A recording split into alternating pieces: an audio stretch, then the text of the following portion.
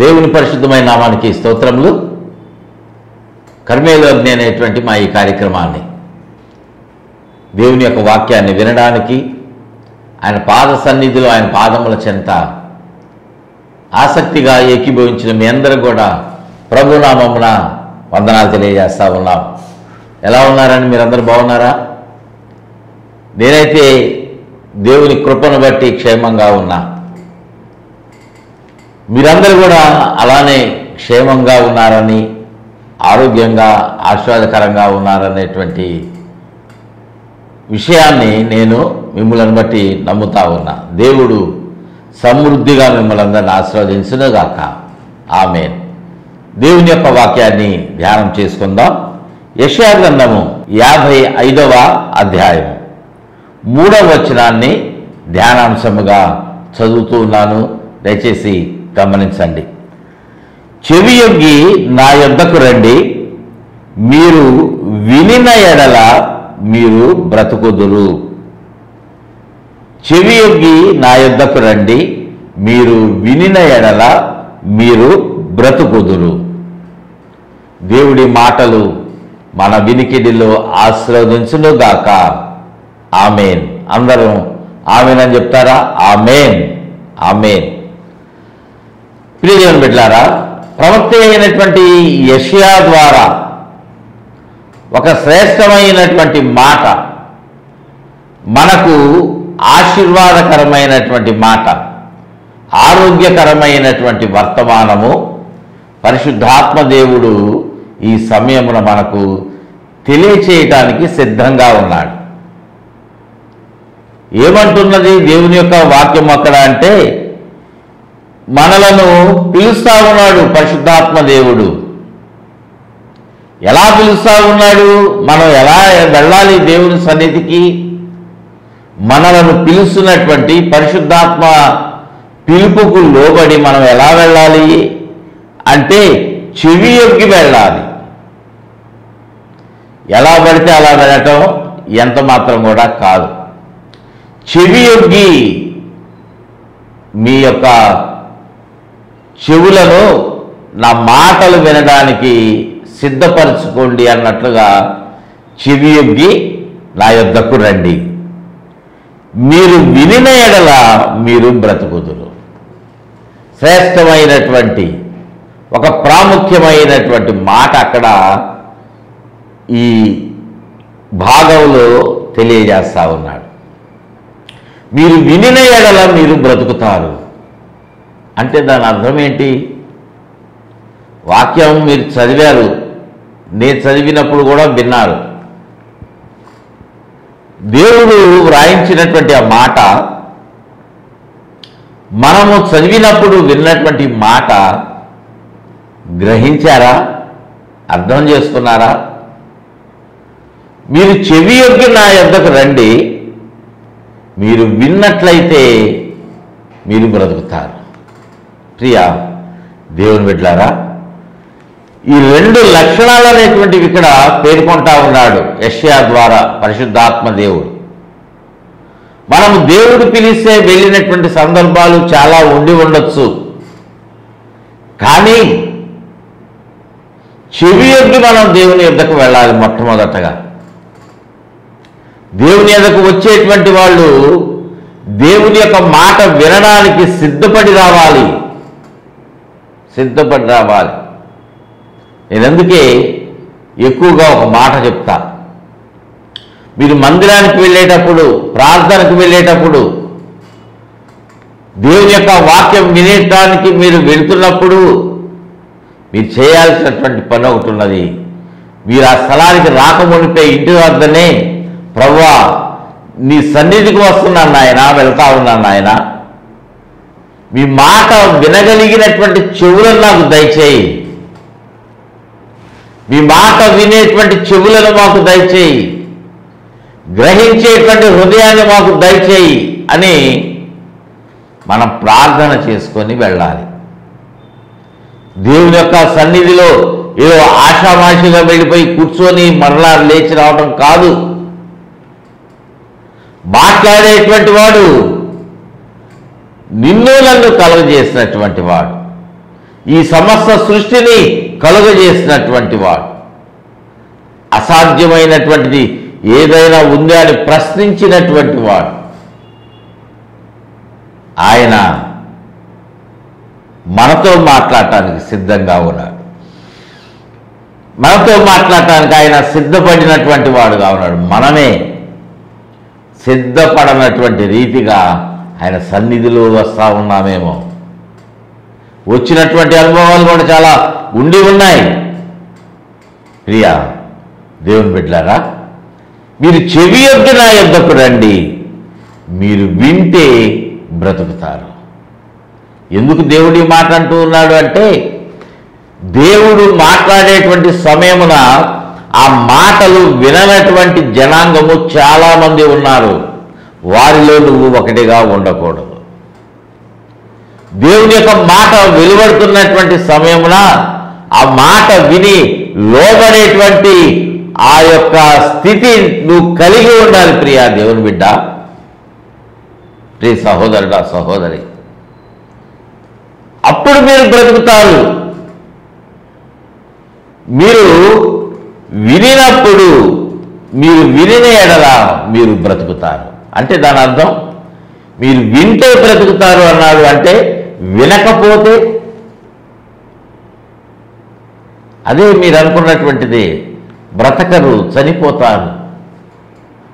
మీరు దేవుని యొక్క మాట, ఏ మాట అయితే పరిశుద్ధాత్మ దేవుడు మీతో మాట్లాడుతున్నాడో ఆ మాట వింటే మీరు బ్రతుకుతారు, వింటే మీరు బ్రతుకుతారు. వినకపోతే బ్రతకరు, చనిపోతారు, చచ్చిన వారిగా మారిపోతారు. ఇప్పుడు మనకు అనిపిస్తుంది, అయితే నేను దేవుని మాట వినాలి, దేవుని మాట నేను వినాలి, దేవుని యొక్క మాట నేను వింటే నేను బ్రతుకుతాను, వినకపోతే నేను మరణిస్తాను, చనిపోతాను. కాబట్టి ఆ స్థితి నాకొద్దు, నేను బ్రతకాలి. అందుకు నేను దేవుని యొక్క మాట వింటాను అనేటువంటి తీర్మానము మనము చేసుకోవాలి. దేవునికి మహిమ కలుగును గాక. హల్లెలూయా. చూడండి, దేవుని మాట వినడం అంటే ఎలా ఉంటుందంటే, మత్తయి రాసినటువంటి సువార్త 7వ అధ్యాయము 24వ వచనంలో ఒక మాట మాట్లాడుతూ ఉన్నది. దేవుని వాక్యం ఏమంటా ఉన్నాడు అంటే, కాబట్టి ఈ నా మాటలు విని వాటి చొప్పున చేయు ప్రతివాడును. విన్నారా? మొదటనే చదివిన మాట, ఈ నా మాట విని వాటి చొప్పున చేయు ప్రతి ఒక్కరు కూడా, ఏ కొద్ది మందో కాదు. మొట్టమొదట మనం ఏం చేయాలంటే దేవుని యొక్క మాట వినటానికి సిద్ధపడాలి. ఆయన మాట్లాడేటువంటి మాట మనం జాగ్రత్తగా వినాలి. నీ దేవుడైన యెహోవా మాట నీవు శ్రద్ధగా విని అని అంటున్నది లేఖనం. శ్రద్ధగా వినాలి. అశ్రద్ధగా వినేటువంటి వాళ్ళు చాలామంది ఉంటారు. ఒక ఓపెన్ మీటింగ్ జరుగుతూ ఉంటే గొప్ప దైవ సేవకులు వాక్యాన్ని ప్రకటిస్తూ ఉంటే చాలామంది వస్తారు. వేల మంది కాదు, 1,00,000 మంది కూడా వస్తూ ఉంటారు కొన్ని మీటింగ్స్కి. పరిశుద్ధాత్మ దేవుడు ఆ నిలబడినటువంటి సేవకుల ద్వారా మనతో మాట్లాడుతూ ఉంటే ఆ మాటలు ఎంతమంది వింటా ఉన్నారు? ఒక 2,00,000 మంది ఏకీభవించారనుకోండి దేవుని యొక్క వాక్యమును ధ్యానం చేసుకునేటువంటి ఆ సమయంలో. కానీ ఎంతమంది వినగలుగుతా ఉన్నారు? మాట చెవులోనికి వెళ్ళేటువంటిదిగా ఉన్నది, కానీ లోపలికే వెళ్ళట్లా. లోపలికి వాక్యం వెళితే మనం ఆలోచన చేసి ఆ మాటను గురించి మరొకసారి జ్ఞాపకం చేసుకుంటాం. కానీ ఇక్కడ లేఖనములో ఉన్నటువంటి తీరును బట్టి మనము వాటిని వినేటువంటి విషయంలో మన చెవులు మందంగా ఉన్నాయేమో. వినగలిగినటువంటి చెవిని నువ్వు కలిగి లేనటువంటి స్థితిలో నువ్వు జీవిస్తా ఉన్నావేమో. వద్దు ప్రియ దేవుని బిడ్డలారా, మీ స్థితి మారాలి, మీ పరిస్థితులు మారుతాయి. మనం ఎలా ఉంటా ఉన్నామంటే మన స్థితిని మార్చుకోకుండా నా స్థితిగతులు ఇలానే ఉన్నాయి. దేవుడు మారిపోయాడండి. ఆయన ఒకానొక సమయమున నేను ప్రార్థన చేసుకుంటే నాకు సమాధానం ఇచ్చావు. ఇప్పుడు నాకు సమాధానం ఇవ్వట్లా. ఎందుకంటే నేను ప్రార్థన చేయట్లా. నువ్వు ప్రార్థన చేస్తే మొదటి దినాల్లో నువ్వు చేసినటువంటి రీతిగా ప్రార్థన చేస్తే దేవుడి సన్నిధికి వచ్చేవాడు, నిన్ను ఆశీర్వదించేవాడు, నిన్ను దీవించేవాడు, నీ మహిమను ఆయన అనుభవించేవాడు. కానీ ఇప్పుడు దినములు చెడ్డవిగా ఉన్నాయి, మారిపోయాయి. అందువల్ల లేఖనం చెప్తా ఉంది, అనేక మంది ఎలా ఉన్నారంటే దేవుని యొక్క మాట వినడానికి వచ్చి కూడా విననటువంటి స్థితిలోనే ఉంటా ఉన్నారు. దేవునికి మహిమ, హల్లెలూయా. దేవుని సన్నిధికి వస్తూ ఉన్నారు, ఆదివారం ఉపవాస ప్రార్థన, మీటింగ్స్, ప్రత్యేక కార్యక్రమాలకు వస్తున్నారు, కానీ ఆయన మాట వినట్లా. సరే, ఒక సంగతి ప్రక్కన పెడదాం. మీరు వింటున్నారా? ఈ మాట మీరు వింటా ఉన్నారా? మీరు వింటే బ్రతుకుతారు. దేవుని యొక్క మాట మీరు వింటే మీరు బ్రతుకుతారు. ఎలా బ్రతుకుతారంటే వాటి చొప్పున చేసేటువంటి ప్రతి ఒక్కరు కూడా, దేవునికి మహిమ కలుగునుగాక, హల్లెలూయా. వాటి చొప్పున చేసేటువంటి ప్రతి ఒక్కరు కూడా శ్రేష్టమైనటువంటి లక్షణములు కలిగినటువంటి స్థితిలో ఉన్నారనేటువంటి సంగతి ఇక్కడ మత్తయి ద్వారా పరిశుద్ధాత్మ దేవుడు మనందరికీ తెలియజేస్తా ఉన్నాడు. ప్రియదేవుని బిడ్డలారా, వాటి చొప్పున చేసేటువంటి ప్రతి ఒక్కడు బండ మీద తన ఇల్లు కట్టుకున్న బుద్ధిమంతుని పోలి ఉంటారంట. దేవునికి మహిమ చెల్లిద్దాం, హల్లెలూయా. వాటి చొప్పున చేసేటువంటి ప్రతి ఒక్కరు కూడా, ప్రతి ఒక్కరు, ఆ ఒక్కరు అనేటువంటి ఆ పదములో నీవు నేను అందరం కూడా ఉండాలి. మనం అందరం ఉండాలనేటువంటిది దేవుని యొక్క ఆశ, దేవుని తలంపు, దేవుని యొక్క ఉద్దేశం. ప్రియ దేవుని బిడ్డలారా, వాటి చొప్పున చేసే ప్రతివాడు, నా మాటలు విని వాటి చొప్పున చేసే ప్రతివాడు ఎలా ఉంటాడంటే బుద్ధిమంతుని పోలినటువంటి వానిగా ఉంటాడు. దేవునికి స్తోత్రం చెల్లిద్దాం, హల్లెలూయా. ఒకవేళ చెయ్యకపోతే, దేవుడు చెప్పిన మాట విన్నావు, భయం ఉంది నీకు, కానీ వాటి చొప్పున చెయ్యకపోతే ఎలాంటి పరిస్థితుల్లోకి వెళ్ళిపోతావు? పనికి మాలిన స్థితిలోనికి వెళ్ళిపోతావా? దేవుని బిడ్డలారా, అక్కడ రాయబడినటువంటి మాట 25వ వచనంలో, వాన కురిసెను, వరదలు వచ్చెను, గాలి విసరి ఆ ఇంటి మీద కొట్టెను, కానీ దాని పునాది బండ మీద వేయబడెను కనుక అది పడలేదు. దేవునికి మహిమ కలుగునుగాక, హల్లెలూయా. బండ మీద కట్టబడినటువంటి అనుభవంలో కొంతమంది ఉన్నారు, కొంతమంది ఇసుక మీద కట్టబడినటువంటి అనుభవం. వాళ్ళ జీవితమే ప్రార్థనా జీవితమే, దేవుని యందు భయభక్తులు కలిగి ఉన్నటువంటి వారే. వాళ్ళు ఎలా ఉన్నారు అంటే బుద్ధిహీనుని పోలినటువంటి వాళ్ళుగా ఉంటారు. కారణం ఏంటంటే వాళ్ళ వేరు క్రీస్తులో లేదు, క్రీస్తులో లేనటువంటి స్థితిని వాళ్ళందరూ కూడా కలిగినటువంటి వారుగా ఉన్నారు. మరి మీ పరిస్థితి, మన పరిస్థితి ఏంటి? అక్కడ రాసినటువంటి మాట, ఈ నా మాటలు విని వాటి చొప్పున చేసేటువంటి ప్రతి ఒక్కడు బండ మీద ఇల్లు కట్టుకున్నటువంటి బుద్ధిమంతుని పోలి ఉంటాడు. దేవునికి స్తోత్రం చెల్లిద్దాం, హల్లెలూయా. ఒకవేళ బండ మీద ఇల్లు కట్టుకోనటువంటి వానిగా ఉన్నట్లయితే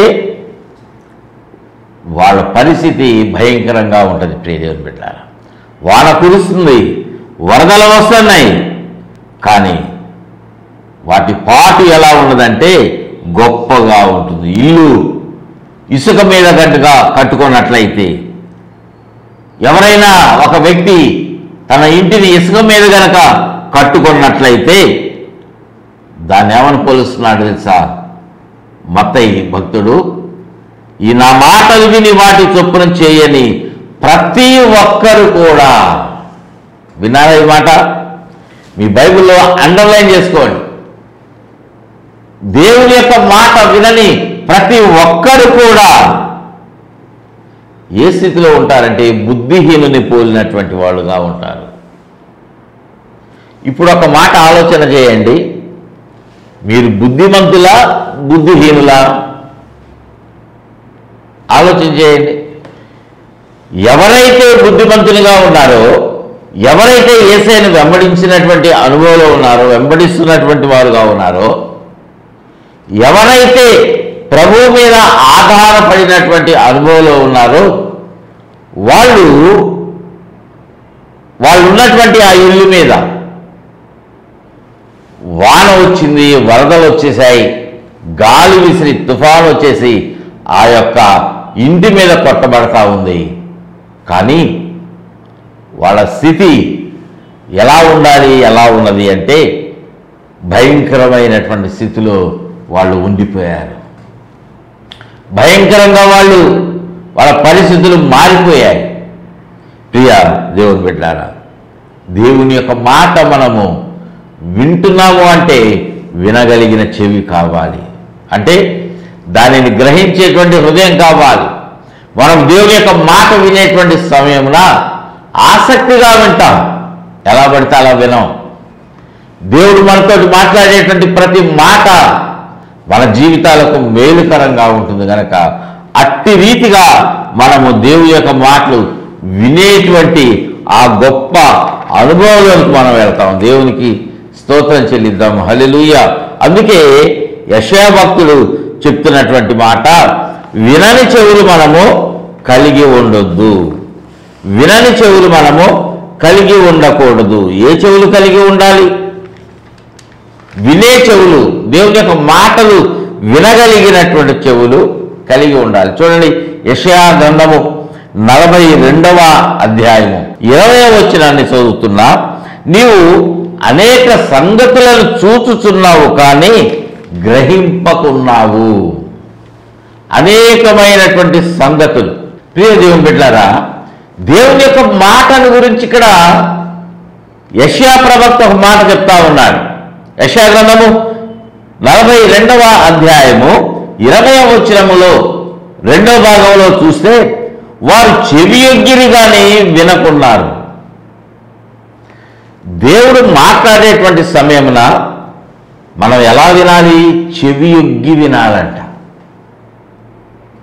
మీరు దేవుని యొక్క మాట వినేటువంటి సమయం ఒకటి మీ జీవితంలో మీకు అనుగ్రహించబడతా ఉంది కదా.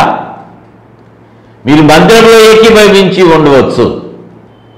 ఈ రీతిగా టీవీలో మీరు ఇలా మాటలు వినొచ్చు. దేవుని యొక్క ఆశీర్వాదాలు పొందుకోవాలి అంటే దేవుడు మాట్లాడేటువంటి ఆ మాటలు వినడానికి సిద్ధపడినటువంటి అనుభవంతో మీరు వస్తే, ఆయన మాట్లాడేటువంటి మాట ఏం మాట్లాడుతున్నారు ప్రభువా? అంత మాట్లాడనుకున్నావు కదా, ఆయన మాట్లాడే మాట నువ్వు వినగలగాలి. వినటం అంటే చెవి ఎక్కి నువ్వు ఆలకించాలి. మనం ఎప్పుడైతే దేవుని యొక్క మాట చెవి ఎక్కి వింటామో, మనం ఇందాక చదివినటువంటి రిఫరెన్స్లో దేవుని యొక్క మాట విని వాటి చొప్పున చేసేటువంటి అనుభవంలో ఉండి మనము బండ మీద ఇల్లు కట్టుకున్న బుద్ధిమంతుల్లాగా ఉంటాం. అంటే దేవుని యొక్క మాట చెవి ఎగ్గి వినకపోతే ఇసుక మీద కట్టుకున్నటువంటి బుద్ధిహీనుని పోలినటువంటి జీవితము నీలో కనిపిస్తూ ఉంటుంది. ప్రియ దేవుని బిడ్డలారా, మీరు బాప్తిజం పొందిన అనుభవంలో ఉన్నారు. క్రమంగా ఆయన శరీర రక్తంలో పాలు పంపులు పొందుతూ ఉన్నారు. కానీ అభిషేకించబడ్డారా? ఆయన ఆత్మచేత నింపబడ్డారా? ఒకవేళ ఆ స్థితి లేకపోతే నీ జీవితము ఆశీర్వదించబడాలి, నీ జీవితము వర్ధిల్లాలి అని నువ్వు కోరుకుంటున్నావు. కానీ అది ఎప్పుడు నీకు అమల్లోనికి వస్తుందంటే నువ్వు దేవుని యొక్క మాటకు లోబడినప్పుడే. దేవునికి స్తోత్రం చెల్లిద్దాం. హల్లెలూయా. అందుకని దేవుని యొక్క మాట మనము వినేటువంటి చెవులను మనము కలిగి ఉండాలి. దేవునికి స్తోత్రం చెల్లిద్దాము. హల్లెలూయా. మనం మరొక మాట చూసినట్లయితే, మనం ఏ మాట అయితే వింటున్నామో ఆ విన్నటువంటి ఆ మాటను మనము ఎలా ఉండాలి అంటే జాగ్రత్తగా చెవియొగ్గి వినాలి. హెబ్రీయులకు రాసినటువంటి పత్రికలో 2వ అధ్యాయము 1వ వచనంలో అంటున్నటువంటి మాట, కావున మనము వినిన సంగతులు విడిచిపెట్టి కొట్టుకొని పోకుండునట్లు. విన్నారా ఈ మాట? చాలా మంది జీవితాల్లో జరుగుతున్నటువంటి మాట ఇది. మీరు దేవుని యొక్క మాట వింటా ఉన్నారు, కానీ వాటిని విడిచిపెట్టి వెళ్ళిపోతున్నారు, కొట్టుకొని పోతా ఉన్నారు, లోకంలో కలిసిపోతా ఉన్నారు. దేవుని యొక్క మాట నువ్వు నేను వింటా ఉన్నావు అంటే అది దేవుడు మన పట్ల కలిగి ఉన్న ప్రేమకు అదొక గుర్తుగా ఉన్నదేమో. దేవుని బిడ్డలారా, మనందరి పట్ల ఆయన ఎంతో ప్రేమను కలిగినటువంటి వాడుగా ఉన్నాడు. అయితే ఆ ప్రేమ మన జీవితాల్లో నిలిచి ఉండాలి అంటే మనము చాలా సంగతులు వింటా ఉన్నాం. దేవుని యొక్క వాక్యము 1 గంట సేపు విన్నామనుకోండి, మందిరంలో ఎన్నో మాటలు నిన్ను బలపరిచేవిగా ఉన్నాయి, నీతో మాట్లాడటానికి సిద్ధంగా ఉన్నటువంటి మాటలు. కానీ మనము వినినటువంటి సంగతులు విడిచిపెట్టి మనం ఉంటే కొట్టుకొని పోతామంట లేఖనాలు. లోకములో కొట్టుకొని వెళ్ళిపోతూ ఉంటాం, లోకాశల్లో మునిగిపోతూ ఉంటాం. అందుకని మనం ఎలా ఉండాలి? మనం వినిన సంగతులు విడిచిపెట్టి కొట్టుకొని పోకుండటానికి జాగ్రత్త పడాలి. దేవునికి స్తోత్రం చెల్లిద్దామండి. హల్లెలూయా. అందుకే పౌలు లేఖ వ్రాస్తూ తిమోతికి రాసినటువంటి 2వ పత్రిక 4వ అధ్యాయము 4వ వచనం చదువుతున్నా చూడండి. సత్యమునకు చెవినీయక. కొంతమంది ఎలా ఉన్నారు అంటే వాక్యానికి వినడానికి ఇష్టపడరు, దేవుని యొక్క మాటకు చెవినివ్వరు. సత్యము అంటే లేఖనం ఏం చెప్తా ఉన్నది? ప్రభువారే సత్యము కదా. సత్యములకు చెవి ఇవ్వనటువంటి వాళ్ళందరూ పాపంలో ఉన్నారు. అందుకే 3వ వచనంలో అంటాడు, ఎందుకనగా జనులు హితబోధను సహింపగా దురద చెవులు గలవారై. మంచి మాటలు, ఆరోగ్యకరమైన మాటలు, దేవుని యొక్క మాటలు వినేటువంటి విషయంలో ప్రజలు ఎలాంటి స్థితిలో ఉంటున్నారో తెలుసా? దురద చెవులు కలిగినటువంటి వాళ్ళుగా ఉన్నారు. దేవుని యొక్క మాటలు విని విడిచిపెట్టేటువంటి స్వభావంలో వాళ్ళు బ్రతుకుతూ ఉన్నారు. మరి నీ సంగతి, నా సంగతి ఆలోచన చేశామా? మీరు చేశారు ఆలోచన? ఒకే మాట గుర్తుపెట్టుకోండి, దేవుణ్ణి మీరు మోసపరిచి ఆయన దూరంగా జీవించి బాప్తిజం పొంది వాక్యం తెలిసి కూడా నష్టపోతూ ఉంటే భయంకరమైన దినాలలో మనం ఉన్నాం, భయంకరమైన స్థితిలోనికి మనం వెళ్ళిపోతాం. మనము మొరపెట్టినా రక్షించేవాడు ఎవడు ఉండడు. నేను వినకున్నాను అని దేవుడు మాట్లాడతాడు. దేవుని బిడ్డలారా, మనము ఎలా ఉండాలి, ఎలాగా మనము చూడాలి, ఎలా చేయాలి అంటే మనము ఏ స్థితిలో ఉండాలనేటువంటి మాట ఇక్కడ మనము చదివాం కదా. మరొకసారి చదువుతున్నా చూడండి. తిమోతికి వ్రాసినటువంటి 2వ పత్రిక 4వ అధ్యాయము 3వ వచనంలో అంటున్న మాట, దురద చెవులు కలిగిన వారు. దురద చెవులున్నాయేమో నీకు, జాగ్రత్త, మీరు సరి చేయబడండి, సరి చేసుకోండి. చూడండి, లేఖనంలో మరొక చూసినట్లయితే లేవియ కాండము గ్రంథము 14వ అధ్యాయం 14వ వచనంలో అక్కడ పరిశుద్ధాత్మ దేవుడు మోషే ద్వారా ఒక మాట తెలియజేస్తా ఉన్నాడు. ఏమంటా ఉన్నాడు అంటే, అప్పుడు యాజకుడు అపరాధ పరిహారార్థమైన దాని కుడి చెవి కొన మీదను. వింటున్నారా? ఇక్కడ ఒక శ్రేష్టమైనటువంటి మాట మనకు తెలియజేస్తా ఉన్నది వాక్యం. కొంతమంది ఏ స్థితిలో ఉన్నారంటే అపరాధములు చేసినటువంటి స్థితిలో ఉన్నారు. అటువంటి వారిని వాళ్ళు విమోచన పొందటం కొరకు యాజకుడు చేసేటువంటి పని అపరాధ పరిహారార్థమైన దాని రక్తములో కొంచెము తీసి పవిత్రత పొందగోరు వాని కుడి చెవి కొన మీదను వ్రాయవలెను. ఏదైతే పవిత్రత పొందాలో, పరిశుద్ధత కలిగినటువంటి అనుభవంలో ఏదైతే ఉండాలని ఆశపడుతున్నామో, ఏ పశువునైతే గొర్రెను కానీ ఎడ్లను కానీ పావురమును కానీ పరిహారార్థ బలిగా, అపరాధములకు పరిహారార్థముగా బలి అర్పిస్తే దాని రక్తమును తీసుకొని ఏం చేయాలంట? అపరాధ పరిహారార్థమైన దాని రక్తములో కొంచెము తీసి ఎవరైతే పవిత్రత పొందగోరుతా ఉన్నారో దాని మీద, అది దాని కుడిచివి కొన మీద, దాని మీద వ్రాయవలెను, చమరవలెను. దేవునికి మహిమ కలుగును గాక. హల్లెలూయా. ప్రియ దేవుని బిడ్డలారా, మనము దేవుని యొక్క మాటలు వింటున్నాం. ఇదిగో రక్షకుడు మీ కొరకు పుట్టినటువంటి వాడుగా ఉన్నాడనేటువంటి వర్తమానము క్రిస్మస్ దినాల్లో విన్నాం. యేసయ్య మీ కొరకు చనిపోయాడనేటువంటి మాట లెంట్ డేస్లో, సిలువ ధ్యాన దినములలో మనం ఎక్కువగా వింటూ ఉంటాం. మిగిలినటువంటి సమయాల్లో దేవుని యొక్క వాక్యాన్ని వింటూ ఉన్నాం. కానీ వాక్యము విన్నప్పుడల్లా పరిశుద్ధాత్మ దేవుడు మనతో మాట్లాడుతూ ఉంటే మనం ఎన్ని వింటూ ఉన్నాం? నీవు ఎన్ని వింటున్నావు? ఎన్నిటికి లోబడ్డావు?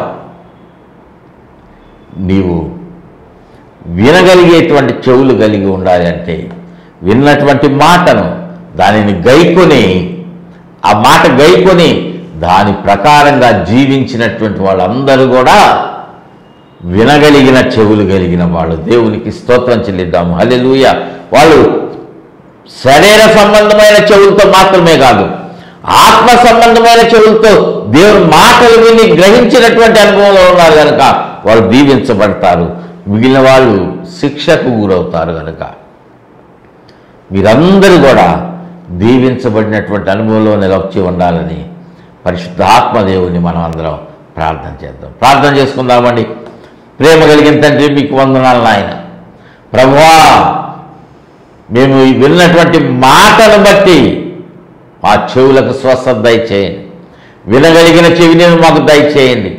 వినగలిగిన చెవులను మాత్రమే మాకు దయచేయండి నాయన. మీ మాట విని దాని ప్రకారంగా నడిచే కృపను, యోగ్యతను మాకందరికీ దయచేయమని చేరొచ్చిన ప్రతి ఒక్కరిని, కార్యక్రమం స్పాన్సర్ చేస్తున్న బిడ్డను ప్రతి ఒక్కరిని దీవించి ఆశీర్వదించి వర్ధిల్ల చేయమని మహిమగంత ప్రభావాలు మీకే ఆరోపిస్తే యేసే నామమున అడిగి వేడుకుంటున్నాం తండ్రి.